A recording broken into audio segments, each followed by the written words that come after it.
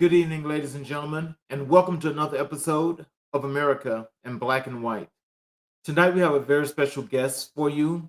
We have 2 a.m. Ricky. He's a musician, and I'd like to tell you all a little bit more about 2 a.m. Ricky before we bring him onto the show. He's renowned for his global impact in dispelling misconceptions surrounding mental health, reproductive justice, and the transgender experience, recording artist and cultural influencer. 2 a.m. Ricky uses his platform to uplift marginally perceived communities and amplify the LGBTQ plus advocacy in media, effectively increasing trans awareness through storytelling on a significant scale. With sounds inspired by Andre 3000, Tyler the Creator, and Pharrell Williams, the genre bending lyricist combines captivating rhymes, hypnotizing melodies, and dynamic performances to deliver a musical experience like no other. Ricky's latest single, Move, debuted at number 12 on the US iTunes electronic charts and peaked at number 3, marking a historic milestone as the first Black trans masculine artist to attain this recognition.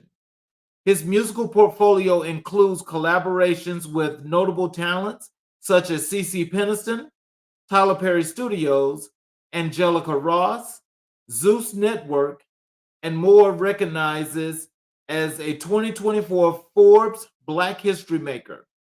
Ricky plays a pivotal role in shaping brand strategy, creative direction, and development of queer and gender expansive creativeness. Through partnerships with Lambda Legal, GLAD, and other advocacy organizations, he has helped define language and best practices for safety and harm reduction techniques, diversity in marketing, mental health in music, and strategies to increase access to reproductive health resources and improve policies surrounding care for trans men. His expertise has been featured on notable platforms such as Revolt Black News, The Honey Pop, The Pit London, New York Today, Women's Health, and the advocacy. Ricky is the current chief marketing officer for the VDOM, an ultra humanistic prosthetic genital that makes intimates that imitates nature and goes from flaccid to erect at a push of a button. In 2023, he partnered with Tears Free Academy to provide an alternative diploma program and educational resources to rural and low income Georgia communities in an effort to combat socioeconomic issues in education. Ladies and gentlemen, I bring to the show 2 a.m. Ricky. What's Hello, going sir. on, Charles? How you doing? Hey, I'm doing excellent. Hey, it's wonderful to have you here on the show. It's wonderful to be here. So, is there anything you'd like to add to your bio? I mean, do I got enough letters behind it yet?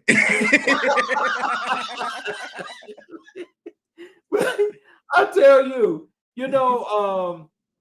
I'm just, I'm glad that at this point, because last month was like a horrible month for me because I had some issues going on personally. But I couldn't have had a better start to the month of August than having you on the show. I appreciate that, man. So, if there's nothing else to add, then I guess we can just jump right on in. Yeah, let's This do it. okay. So what inspired you to pursue music, and how has your journey as musician shaped your identity? For me, I've always been a storyteller.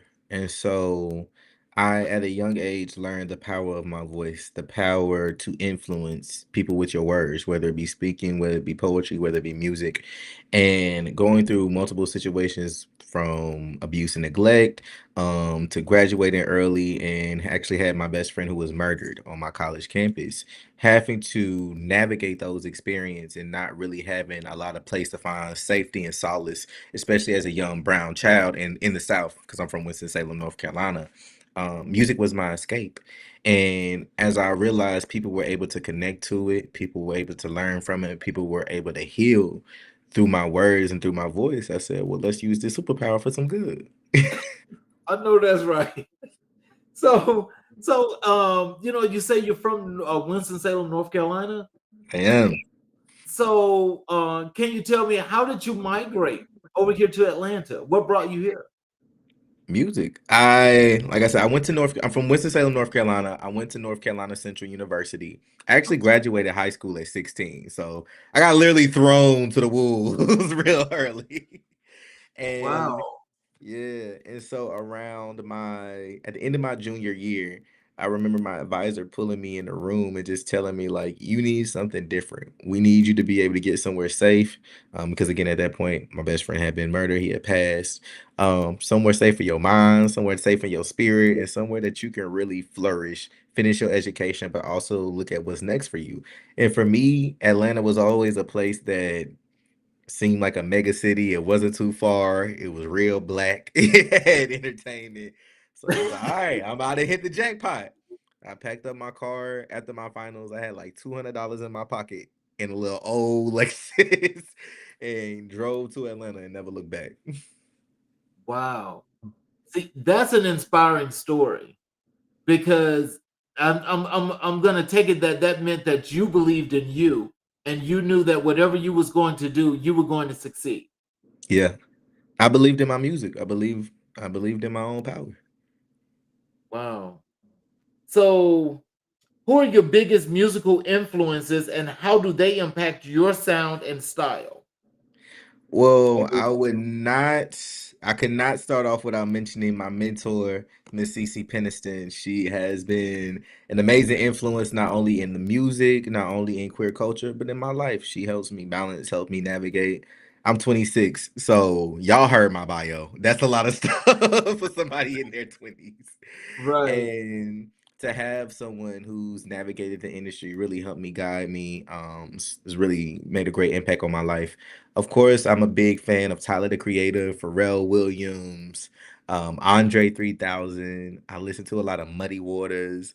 I Oh, listen to a lot of Diane Warwick. You can see her right there on my wall. yeah. Lil Richard, Rick James, James Brown. I study a lot of legends in music and a lot of different genres. Okay. So, what do you consider the genre of your music? I mean, like, what category does it fall in, or is it just all across the board? It doesn't fit into one. Sometimes people will try to tell me that I'm R&B, but I tell them I don't hit enough ooh yeahs and runs to be R&B. Okay. I would say I'm a blend of what people would like to call chill house, which Okay. is a blend of almost like house dance music and neo soul. So I would say I'm like a blend of chill house and alternative hip hop. Okay. That okay. I feel that.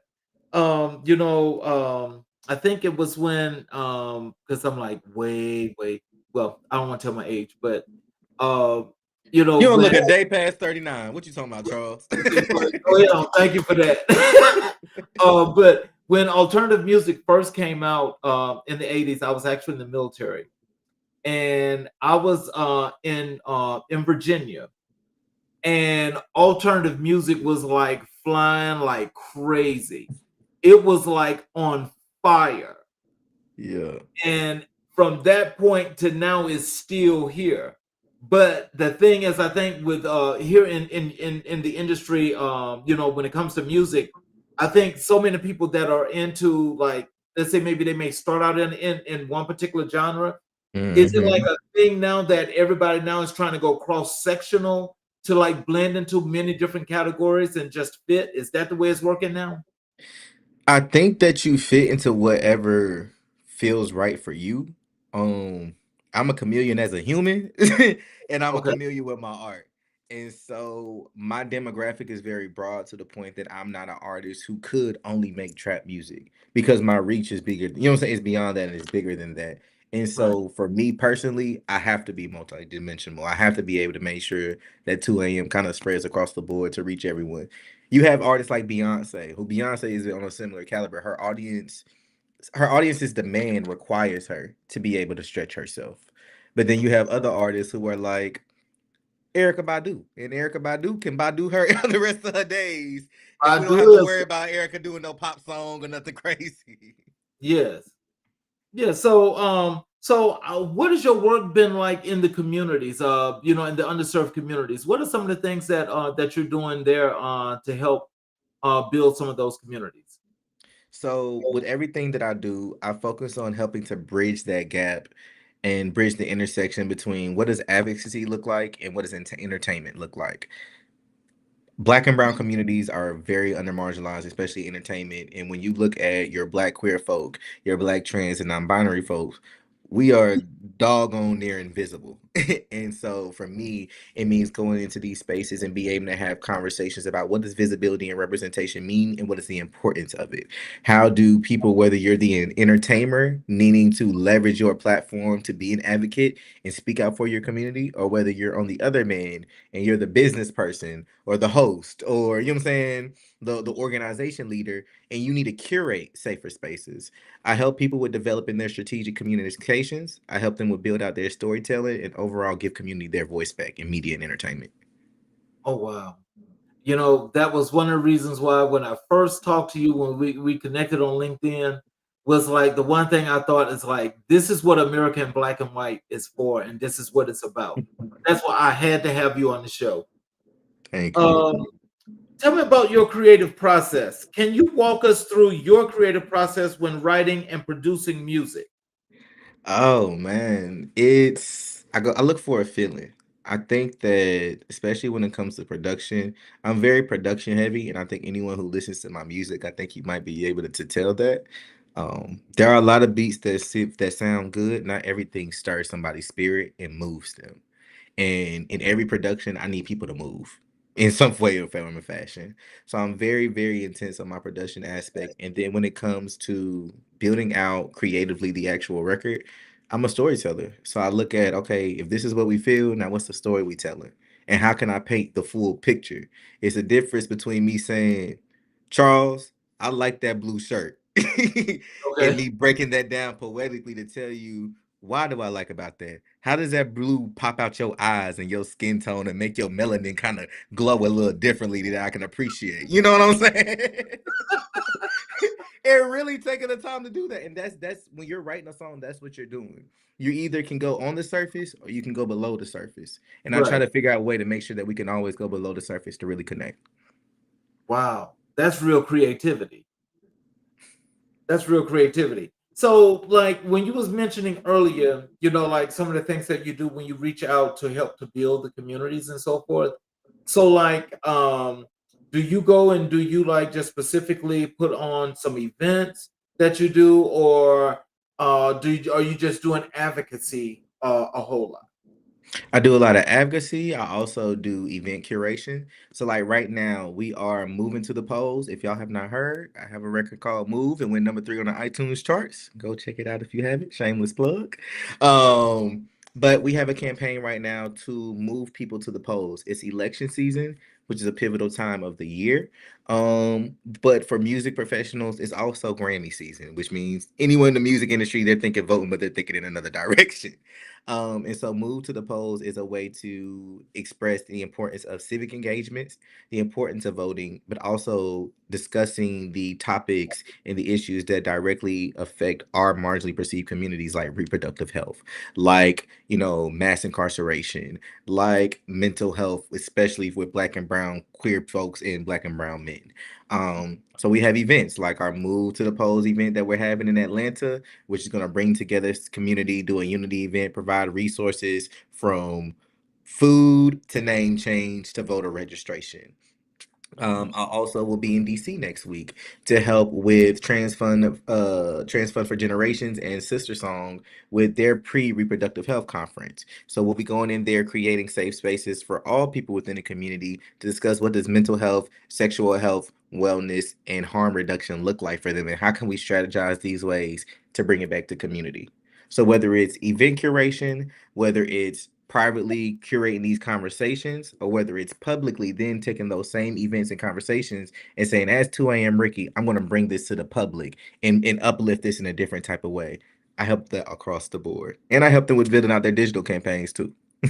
Oh wow. So can you tell us, is the mental health and the reproductive justice, is that one of the things that's just close to you, or is that personal? Both. I am a Black trans man who is also a cancer survivor. And I was diagnosed with uterine cancer at the age of 22. And so to have to navigate going through sickness and IVF and being guinea pigged because I'm black, I'm queer, I'm trans, I'm so many others that the medical field already doesn't know how to properly take care of us. Um, to almost losing my life because I was guinea pigged so bad. But this whole time, I'm still 2A and Ricky, so the public had no idea. To the public, I just lost weight. To the public, I might have just cut my hair. No one knew what was going on. Oh my God, that's that is a lot. Mhm. So how has the trans experience been for you? It's amazing. I get to be myself. The trans experience is a beautiful experience. It's the most beautiful experience you can have because you're walking into your authenticity. Right. Man, that is, oh man, you are definitely one that we need to do a billboard for you. Hey, let's do We really it. do. See, this is what authenticity is supposed to be about. Because if you can't be you, then who the hell can you be? Where can we go if we can't go to Bella Noche's? Look, as a trailblazer, how do you navigate challenges and break down barriers in the music industry? Well, for one, besides Jackie Shane, there has not been too many mainstream Black trans artists. When it comes to Black trans masc people, meaning people who are more masculine identified, female to male like myself, etc., for those who may not know what that means, I'm the first. And so every time I walk into a room, every time y'all see 2 a.m. Ricky pop up on your screen like it is right now, every time I'm on networks and I'm reaching out to people like I reached out to you, that's breaking down a barrier. Because that's me taking a step as a person of a community that I'm often told I don't deserve to be here. That just sending that mate's message, they're gonna reject me because of who I am. Every time I'm bold enough to say, I ain't worried about that. That's Right, breaking down a barrier because I'm teaching somebody else how to turn around and say, well, I ain't worried about that either. And then I'm right, able to also in my space uplift and bring up others who are also breaking down barriers as well. I have worked with Never Ending Nina, who is an amazing singer. If y'all have not checked out Never Ending Nina, look her up, please. You know what I'm saying? I've worked with Angelica Ross. So being able to also use my platform to bring along my sisters who are also marginally perceived and bring a space of unity that our community, whether you're queer or whether you just black, normally is not accustomed to. I'm right, helping people to not only learn how to be authentic and how to remove the label and listen to the music, but I'm actually helping all of us. It don't matter what you label yourself as, to remember how to remove the barriers and remove the labels and see the intersectionality of it and reunify us. wow, that's what's up. People that are out there listening, I want y'all to listen to this positivity and what it is to believe in you and go after what you want. You are the perfect example of that. How do you use your platform to raise awareness about mental health issues, especially within the LGBTQ plus community? So, with I do a lot of discussions, whether it be panels, whether it be workshops. I also do different content pieces a lot where I'll talk about mental health. But I also dive into it a lot in my music. My latest album is called Listen If You Lonely. I put it out last year. You do not have to be lonely to listen, y'all. Go check it out. Cause I did that, and I had a lady come up to me in the store and say, "Mr. 2 a.m., that song was good, but I felt called out. I felt like you was talking about me, calling me lonely. You ain't gotta be lonely, y'all." Okay. But the purpose of listen if you're lonely is the factor of we're all lonely somewhere, whether you want to talk about it or not. You all have triggers and traumas and Pandora's boxes that you got hid somewhere that you might not want to open up to the world because of how the world may judge you. So let's all sit down together and I'm gonna open my box and you open your box and let's see what we got in common. And so Mm, listen if you lonely dissects. If you were to give a masculine presenting person, especially a black person, a diary, what would we have to talk about? Whether ooh. you're gay, whether you're trans, whether you're a lesbian, whether you're bisexual, if you're masked and brown and you had a diary, what would our pages look like? And when Mm, you flip through, you're listening if you're lonely. By the time you get through the album, we're talking about mental health. We're talking about interpersonal violence from a masculine perspective. We're talking about relationships. We're talking about sex. We're talking about real experiences we deal with, like traumas and death and grief and the lack of being able to carry those things, or sometimes having to carry them all without a space to lean into. And what does that look like? mm. That's something to think about. That's very thought provocative. Um, Tell me this: when you came here and you first, when you got into your music, and you was doing music here in Atlanta, um, was it a struggle for you to actually get into the industry in the beginning? Yeah, I think that the industry is hard to get in anyways. And when people be like, "Oh, the industry is a good old boys game," it is, y'all. And they don't play fair.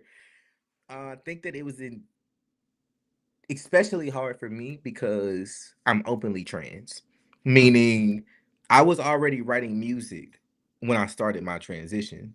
And so mhm, people have been able to watch my, if you're a real 2 a.m. Ricky fan, you've been able to watch my transition all of these years. Like I still have records that are out that have me pre-transit. You hear the voice change, you hear all these things. And so for me, it's sometimes especially difficult because all they gotta do is go on Google.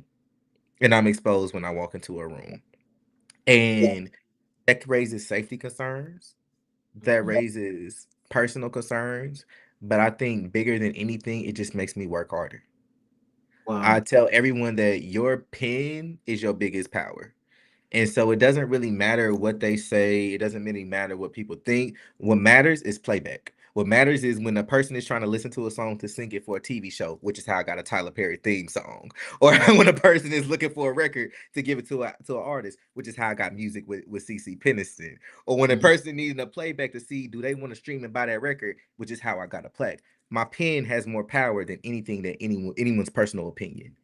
And so Mm. as long as you know that and as long as you believe that, it will carry you way further than anyone's ego, any fear, any doubt within even your own self can. Wow. Now, you just said a whole lot, but that's interesting. Um, so what self-care practices do you prioritize to maintain your mental well-being? Very heavy into therapy. Get you a therapist, please, if you ain't got one. I also am very big into like fitness and health and wealth. So I exercise a lot. I go to Muay Thai and kickboxing. Um, and I pray a lot. I'm very spiritual, so I'm really into prayer. If y'all ever find my bag, I pray y'all never find my bag. But if you ever see my bag out on the street, there's a Bible hidden to it. So I'm praying, I'm carrying my Bible. I'm doing Muay Thai early in the mornings to start my day.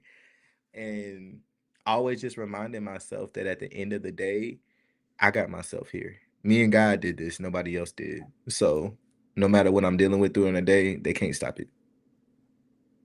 I like that. Could you share your perspective on productive justice and its importance, especially for the marginalized communities? Reproductive justice is the right to say that your body is your own. And therefore, you have the right to do whatever pleases and keeps it healthy and safe. And I think that when you look at Black and Brown communities, which historically, we've always been stripped of our right of our own bodies. We've been sold into slavery. We've been raped by slave masters. We've been told what our bodies are only meant and built to be. It's especially important for our communities to take hold of that right, to make sure that we're not just being guinea pigs when we go into these spaces, but you know when you walk into your doctor's office what questions to ask because you know what you're feeling, you know what you're needing. You're aware and cognizant to say that, okay, I don't like what this says. I need a second opinion. Because again, historically, we've been used for medicine. We've been used for everything. The black body is the most disrespected body besides the black woman. And so therefore, it's important for us to care for our body because they're not going to. Mm. So let me ask you this now. This is a little bit off the cuff here. With this being, as you say, an election season, do you affiliate with any particular political party? I affiliate with a party that is gonna make sure that when I me being black and trans can continue to exist. And any party who says that my transness and my blackness and my existence deserves to be erased is a party that I won't be voting for. I tell you that I believe I feel you there because I had to do a special that I'm rebroadcasting tomorrow because you know I'm not affiliated with any party whatsoever. But just as Mhm. you said, it's the thing that I want to make sure people understand. If I want to continue to exist and if I want to have the opportunities to move forward, I pledged all my full-fledged support behind Kamala Harris, my full-fledged support. And so my thing is in trying to get these people out to vote because I think there's something going on that's brewing in the background that we do not know about. And I'm just trying to prepare for that. I recently went to a trip. I can say this, y'all can look at my Instagram and see this. I recently was on a trip to the White House. I got invited to the White House to do some work with other future HIV/AIDS leaders and to help with restructuring the HIV/AIDS strategy. Again, I ain't nobody daddy. I got a daddy. I can't tell Exactly. no one what to do. Exactly. But what I can tell people is that not voting is you refusing the right to your own life. Not Ooh, voting is you for refusing the right to your own control. Not voting is you handing your identity over to someone else to make that choice for you, right? And this, so, even if you might not agree with everything that you're hearing in the media about either party, I don't know what people watching are feeling or thinking. You should care more about enough about your own life, about your own family, about your own spouse, your own mother, your own child, your nieces, your nephews, your brothers, your sisters, yourself to get up by November 5th and walk to a poll or get to a poll or do what you need to make sure you can get there to make that vote choice and vote. And again, going back to the work that I'm doing in the community, if for a reason you cannot make it to the poll, please reach out to me. Because before I move to the polls, we have a partnership with Her Ride app, and we are giving people free rides to the polls. So if for whatever reason y'all cannot make it and y'all are having issues, please reach out to me and my team, and we will make sure that y'all can get a ride to the poll to vote. what aspects of your life as a transgender male do you want to highlight through your music and activism? I think the biggest thing that I highlight about my life and existence as a black trans man through my work, through my advocacy, through everything I do is that my existence is just as valid and necessary and equal as anybody else's. I think that visibility is more than just saying we got one in the room, check that box off. It's also giving the person the right to walk into a room, and my transness and who I am doesn't always have to be the topic of conversation. I want to walk into a room and live just like anybody else. I want to walk into a room and not have to be othered just like anybody else and have equal opportunities and be sane just the same as anyone else. Yeah. How do you incorporate intersectional themes into your music and lyrics? I like women who like women too.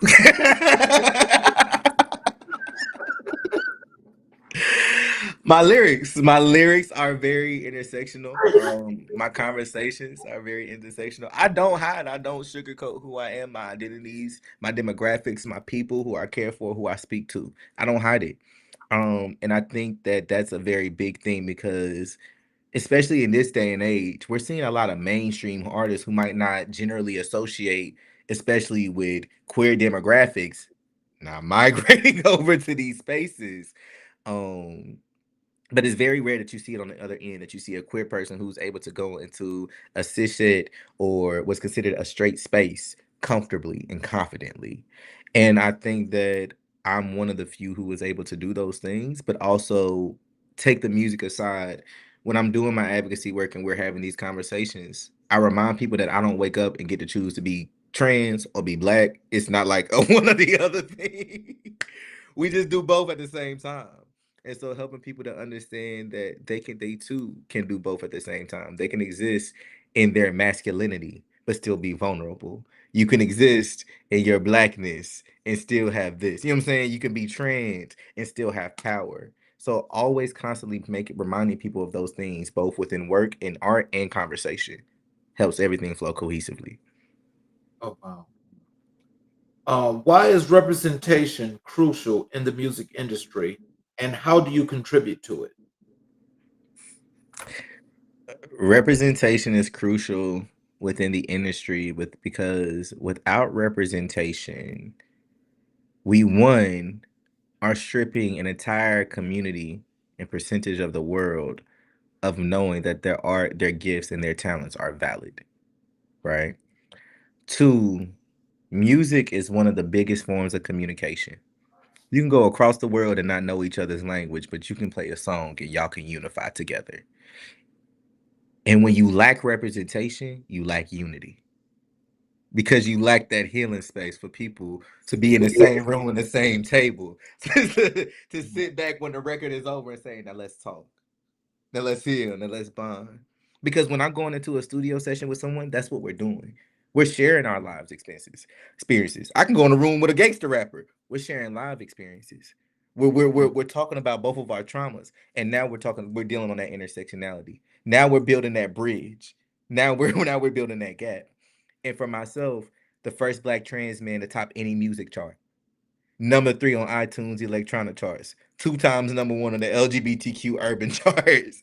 Grammy considered. And we're gonna go ahead and claim in existence this year that I'm gonna get this Grammy nomination. I'm building down, I'm breaking down walls and ain't taking no names with the asses that I'm kicking I because like I that. want to lay a road that the generations to come we floodgating. That Right, that 3 years from now, people talking about 10. I don't want 10 years from now. Give me three. Because I done did a lot in a couple. Give me three. Three right, years from now, I don't want to be the only one. I right. wanted to be a couple of us, more Oh, than a couple. there You you feel go. what I'm saying? Yes, Like sir.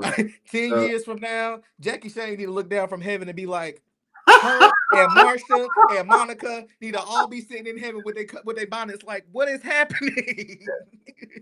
Because their children are yeah, flooding the industry just like we did in Stonewall, just like we did with the original March on Washington. We bringing that same flood into the industry. yes, yes, yes. I like that. And you know something? I think who better lead that charge than you? You know? Seriously, who better lead that charge than you? Because I think your representation or your presentation, you know, it has the strength to carry. So if it has the strength to carry, and there are those that want that same thing that want to follow, I'm sure that it would be very easy for them to fall in line. We shall see. Only time will tell. Yes, sir. What challenges have you faced as a transgender artist, and what moments have you brought you the most joy? What moments brought you the most joy? I deal with what most people can expect to experience. I get discriminated against. I deal with bias. I deal with safety issues. I think one of the biggest moments for me was when Move made number 3 on iTunes. Mhm. Um, because I've been sitting on that record for a couple years. And when I originally did that record, I was in a space where I was just not getting my footing in the industry. I was just not really getting to know the who's. And I'll never forget one, the experience of someone who is a very well-known music exec looking me dead in my face and saying, "You're extremely talented, but we would never, ever let a trans man take over our industry. It's a Oh, man's industry. You in a man's game because I'm in the urban world."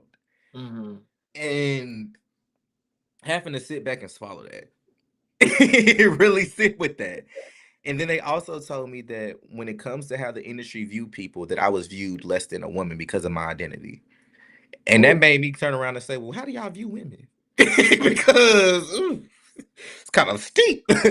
yeah, um, and very. so to turn around and not even 3 years, 2 years later, I got a number three. I beat BBL Drizzy with a Okay. black woman. Okay. You feel what I'm Oh, saying? yes.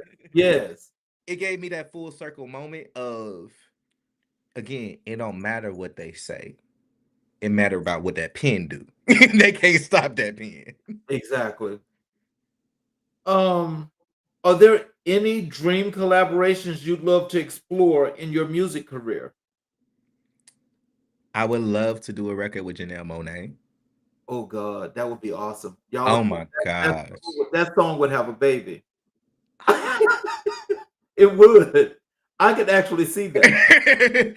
Hope it has twins. Like Yeah, because I love Janelle Janelle Monae as well. for sure.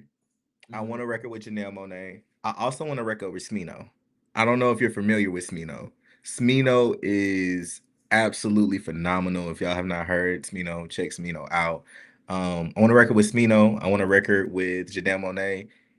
And I want a record with Trinidad James. Oh I God. know people are gonna look and be like, Trinidad, if you are not hip to culture, yes, Trinidad James. And the reason why I say Trinidad is probably the most underappreciated and underrated person shifting music culture. You think so? Um, I do.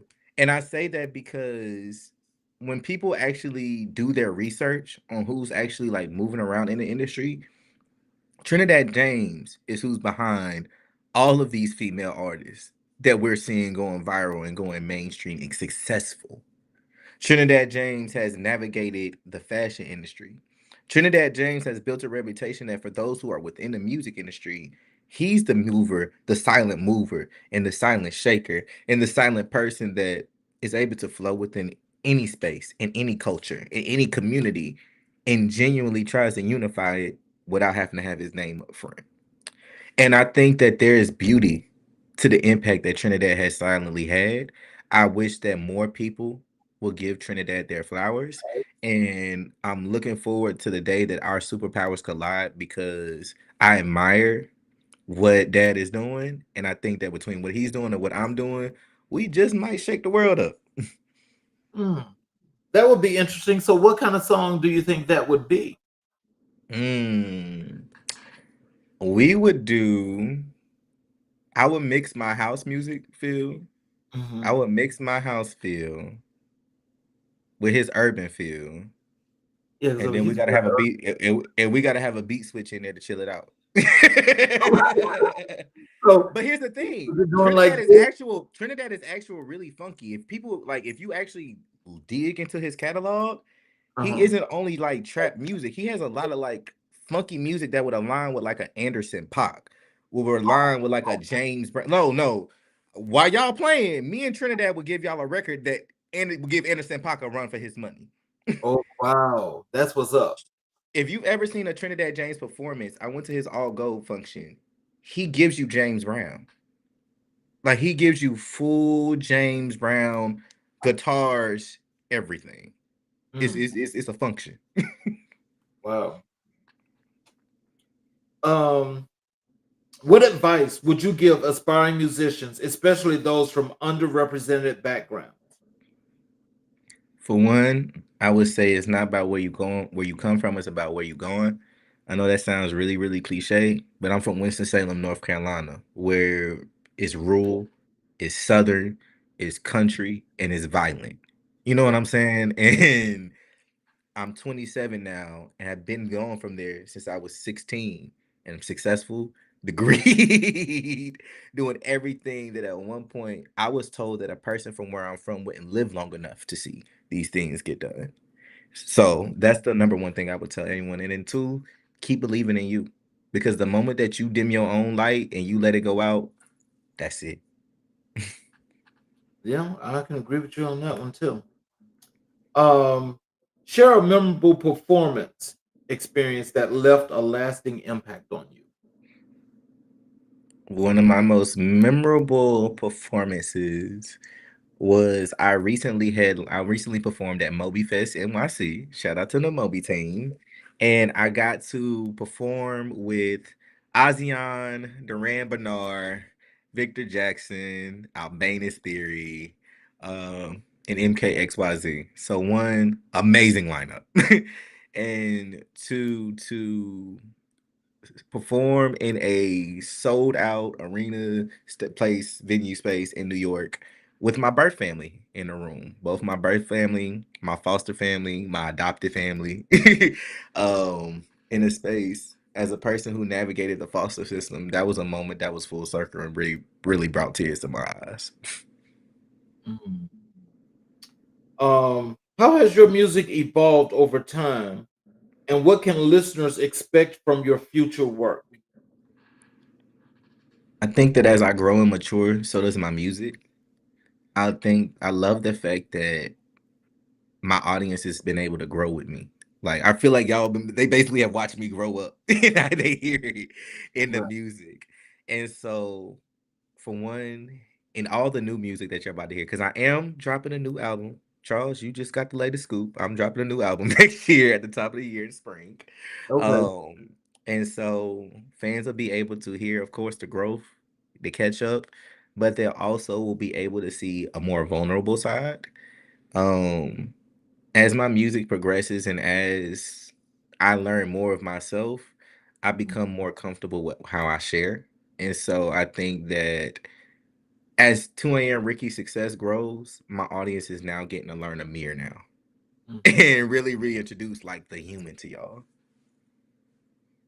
So tell me this: with that, with the new album that you're saying you're going to be dropping real soon, um, can you tell us what was the inspiration behind that new project that's about to drop?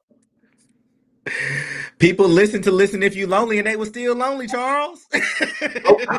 Oh, okay. No, I think that really the inspiration behind it is that it's very easy. Again, black and brown. It's very easy for black and brown, especially Southern folks, when your people have only seen so much. When you see someone gain something and something that looks like success, it's very easy for us to think that things just take off and we forget. You know what I'm saying? Like there's still little Ray Ray that we used to babysit and change his diapers. Yeah. You know what I mean? And so I think that I'm at a point in my life where, for one, I just turned 27. I've been out on my own. I've been in and out of the foster system since I was 11, 12 years old. I've been on my own since I was 16. So, like, I didn't hit a decade of being grown and ain't really been able to be grown for real. Because those are Right. technically my teen years. And so it's my space of y'all being able to learn what has really been happening to me while the world thinks this has all been beautiful. So what have I been grieving? What have I been hurting? Because with every success that looks good to y'all, it's actually me just getting my just surviving. And it just looks turns out great from the outside. So Right. allowing people to really unpack that because when people know your journey, they can appreciate your wins with you more. How do you connect with your fans and build a supportive community around your music? I try to be very hands-on, very direct. I do everything from Instagram lives to responding directly to fans to making sure that I also do events throughout the months, if especially if I'm touring, that my friends can just connect with me. So like Last week, I partnered with Black ATL. We did a queer karaoke and gave away Kalani tickets. You know what I mean? I'll do Instagram lives and randomly let my fans write songs with me. I make sure I respond to messages. I send birthday video messages. I do birthday call. I do all those type of things to like make sure my people know I really love and appreciate y'all the way y'all love and appreciate me. And that this is a mutual relationship. This isn't just buying and paying to an artist who doesn't really love you for real. Mm. Do you think sometimes that those that have been in the industry a little bit longer than yourself could learn a thing or two from the way you interact with fans and how you are always so humble about your beginnings and where you are now? I mean, yeah, but a hard head make a soft ass, so I can't tell nobody nothing that think they know it. Right. Because, I think what I've seen with a lot of artists, and it's not like I know artists, especially when you're in the music industry, it's kind of like it's a whole different person. So that part is understood. But I think the human element, you can't let that just go away. And I'm just wondering, like, what is it about the industry you think that's actually doing that to a lot of artists? I think a lot of people don't realize the weight that comes with being an artist. Like Mhm. being 2A and Ricky is a job, and it's a hard one because from the moment I wake up to the moment I close my eyes, I'm on the clock. You feel what I'm saying? I go in public. If I go in public with my family, you feel what I'm saying? I might not always be able to give a human response, because someone there is gonna want me to be Ricky because they don't understand that separation. So I think that one, there's a level of grace that I think we got to start giving artists more, Mhm. because people don't really recognize the weight that's carried. You have the world on your shoulders. You have all these fans on your shoulders. But then you have the rest of the society and the rest of social media and rest of everyone else who has a say so in every move that you make. But then you have this industry who also wants to move you like a puppet to have this say so. So it's Mhm. very difficult to one build that level of separation, and it's very easy to get lost in it once it's built, right? Meaning 2 a.m. Ricky and Amir are separated, but I have people in my life who will never acknowledge me as 2 a.m. Ricky to keep me humble. I got Mm. people in my life who Okay. make sure that they humble me and keep me in a space of humility. I take a day, no matter how busy I am, to keep myself in a certain space. So I think the biggest battle, the reason why artists get wrapped up is because once you make it to a certain threshold, it's easier to get lost in it, and it's hard to get yourself out and keep yourself humble. That's the real challenge. Okay. That makes a lot of sense. Can you point to a specific song where your activism shines through the lyrics?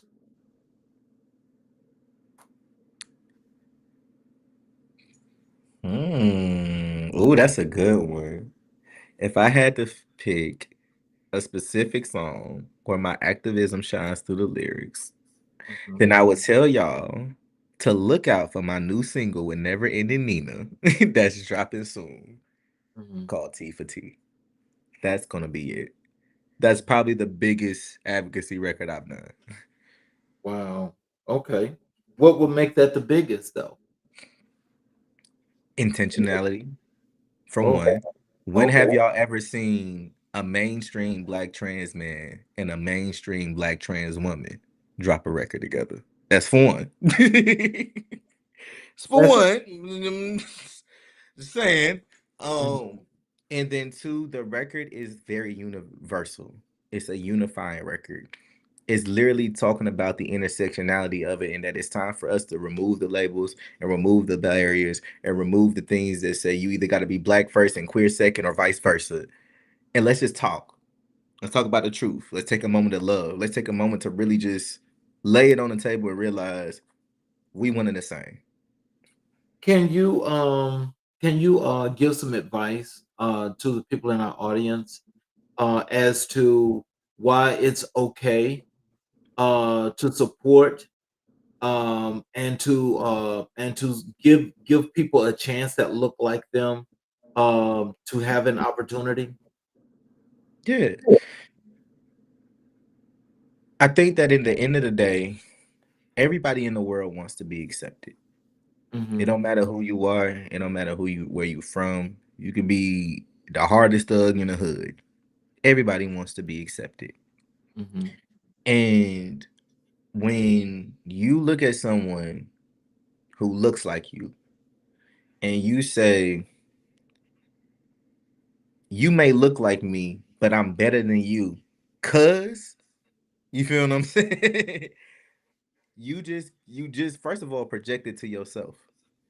Because at the end of the day, y'all both brown, y'all both bleed red blood. It honestly don't matter your outside color. Everybody bleeding the same blood. Your red is the same shade of my red, right? Mm-hmm. You're othering yourself, you're projecting that. You're creating an unnecessary division. And you're also cutting yourself off from a potential blessing. Because at the end of the day, the same people who a lot of folks will try to look down on and not try to acknowledge and not try to give grace and opportunity to are the same people that a lot of things and a lot of blessings flow from. People try to silence black queer folks and divide it from the black movement a lot of times. But when we look at, again, Mark John Washington and anything else that's led, those are black queer people. We Mm-hmm. one and the same. Which of your songs do you believe has made the most significant impact on your audience? The song that's made the most significant impact on my audience would have to be Cream. Cream is a record that I released last year. That's that I like women who like women who like women too. And it was Grammy considered for best melodic rap performance last year. Mm. That's also the record that honestly made a lot of people who didn't already realize I was trans because they wanted to start know why I was a man rapping about lesbianism. you, you know, okay, that I wouldn't have never thought about that, being honest. Um, how do you strike a balance between creating art and advocating for social change? They're the same thing, so I don't have to. When I advocate, that is art. Oh, Um, and I'm a type of person that I don't see how you can create art without advocating for something. Even when you're creating art for yourself, you're advocating for your own voice to be heard, your own story to be projected. So there is no division between one or the other. They're one and the same. well, I think when you look at when you say advocating, or creating, I think when you advocate, I think it's kind of like it's a little bit, for some, I think you kind of look at it as in, from the literal perspective that I want you to do this. You know, I think in Mhm. the song, I think when you're creating like music, such as the great music that you create, I think when you create for people to learn, to love, and to listen.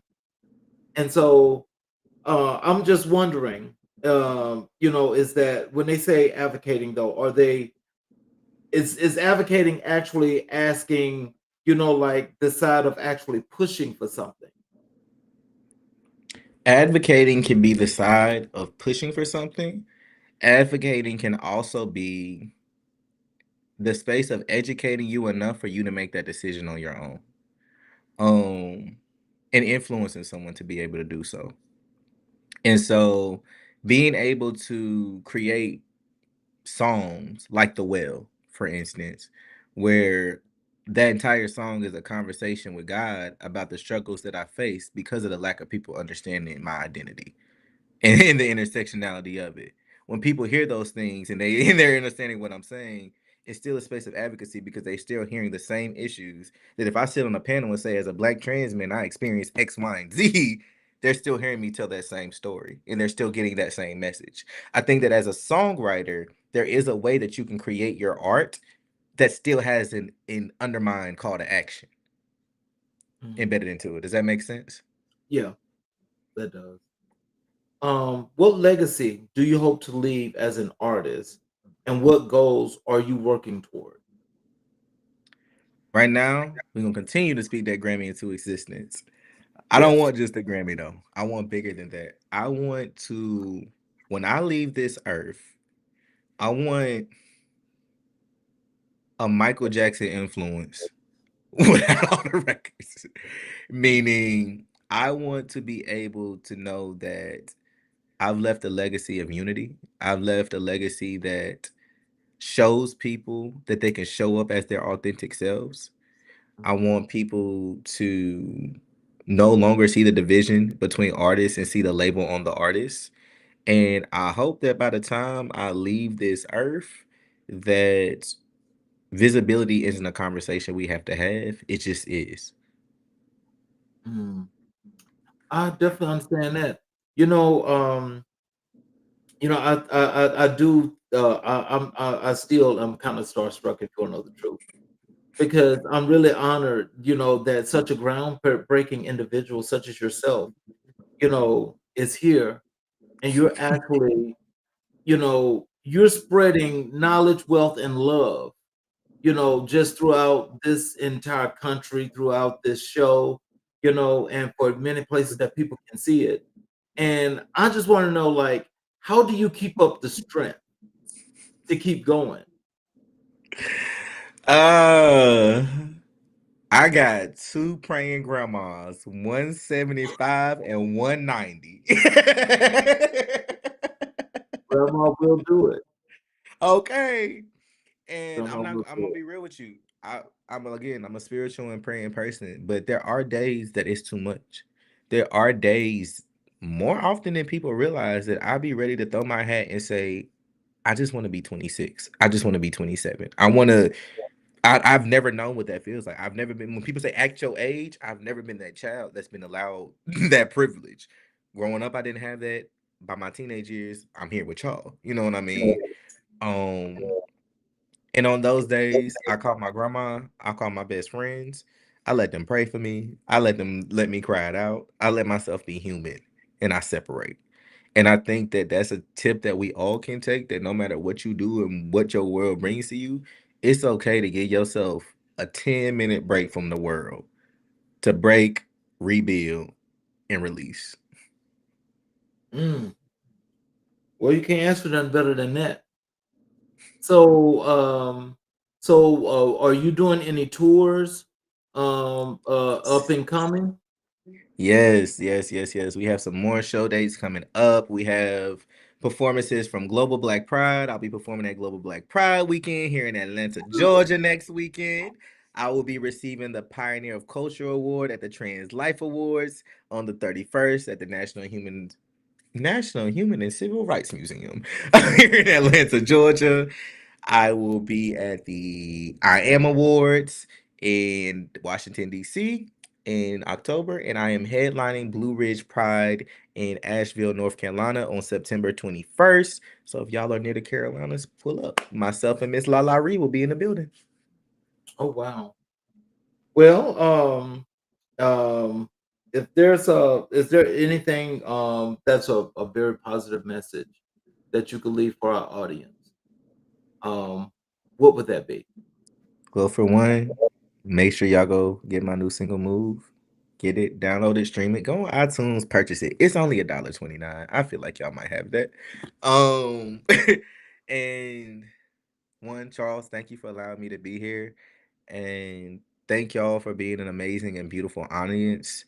Keep being you, keep being beautiful, keep believing in the God that it was within you and the God that is above you, and everything will work out. Well, I hope that we can have you back again on the show, because truly this was more than just groundbreaking for me. Thank you. You know, I want to. Yeah, I'll make sure that we do everything possible to actually spotlight and highlight this particular broadcast. We want to make sure that it gets out to an enormous amount of people. Thank you. I appreciate that.